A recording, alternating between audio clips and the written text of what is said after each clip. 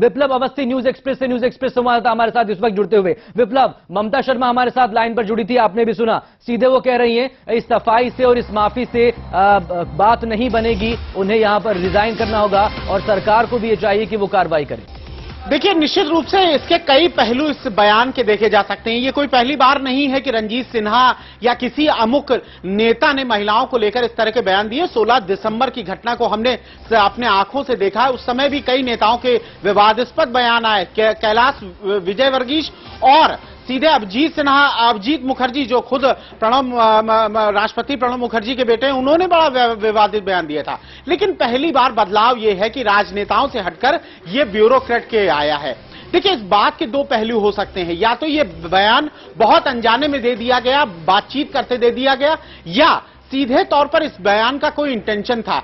लेकिन अब की जहां स्थिति है, जहां उन्होंने माफी मांग ली, अफसोस जता लिया है, लेकिन इन बयानों से बचना चाहिए। जहां तक कांग्रेस पार्टी या दूसरे अन्य दलों का सवाल है, निश्चित रूप से रंजीत सिन्हा इस समय सीबीआई डायरेक्टर पूरी सरकार के केंद्र में है और कहीं ना कहीं उनके निशाने पर भी हैं।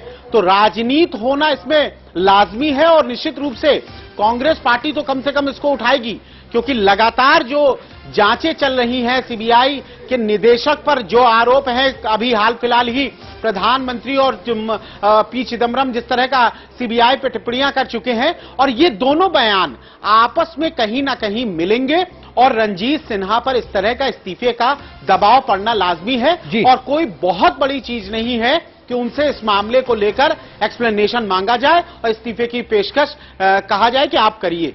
मिसाल तौर पर महिला आयोग भी साफ ये कह रहा है यहां पर कि वो इस माफी के बाद शांत नहीं होंगे, उन्हें कार्रवाई चाहिए। साथ ही जब उनसे सवाल किया गया ममता शर्मा जी से, तब उन्होंने कहा कि बिल्कुल जाहिर है वो इस मामले में सरकार से भी कार्रवाई करने की मांग करेंगी। तब ऐसे में आने वाले वक्त में कितनी मुश्किलें बढ़ सकती हैं रंजीत सिन्हा की?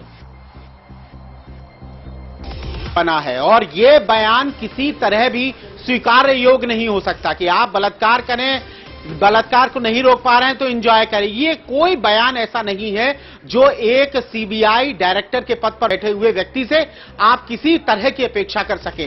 लेकिन निश्चित रूप से ये बयान देने से पहले कई बार उन्हें सोचना चाहिए था, और आज की कंडीशन में जब उन्होंने अपने बयान को वापस लिया है तो कहीं ना कहीं इससे ये सकता है कि ये तल्खी जो है, जो लगातार उनके खिलाफ ये प्रतिक्रिया आ रही है, हो सकता है वो कम हो जाए। लेकिन ये मामला भी थमने वाला नहीं है, क्योंकि लगातार मैंने आपको पहले भी कहा कि सीबीआई और सीबीआई डायरेक्टर सरकार के निशाने पे है और कहीं ना कहीं ये बयान उसे वहां तक जरूर ले जाने वाला है जो रंजीत सिन्हा को कहीं ना कहीं अपने पद को छोड़ना पड़े, गंवाना पड़ सकता है। और इसीलिए ये जो लगातार राजनीतिक बयानबाजी हो रही है वो इसीलिए हो रही है। शुक्रिया फिलहाल तमाम जानकारी के लिए।